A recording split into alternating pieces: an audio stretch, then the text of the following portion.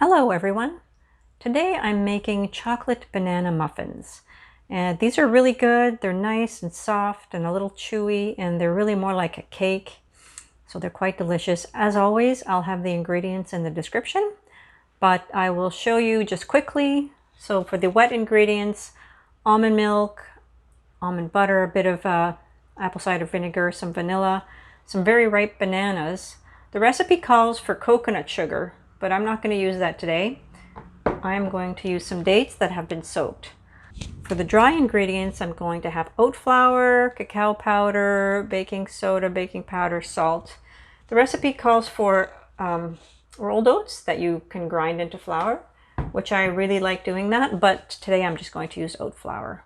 So let's get started. I forgot to say that I just replaced the coconut sugar with dates on a 1-to-1 basis pretty much. It will make the end result a lot less sweet, so keep that in mind, but I prefer having it a whole food. So here we go, let's blend it. So then you just blend the dry ingredients in a large bowl. Then you take your wet ingredients. This is the texture I ended up with, and just put it in, mix it into the dry.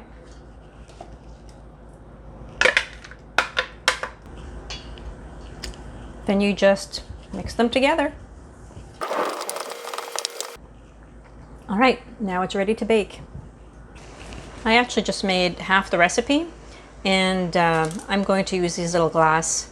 These are heat proof, they're Pyrex, so you can use any shape you want to bake this. You can make it into a cake or any shape you want, but do make sure that the container is oven proof.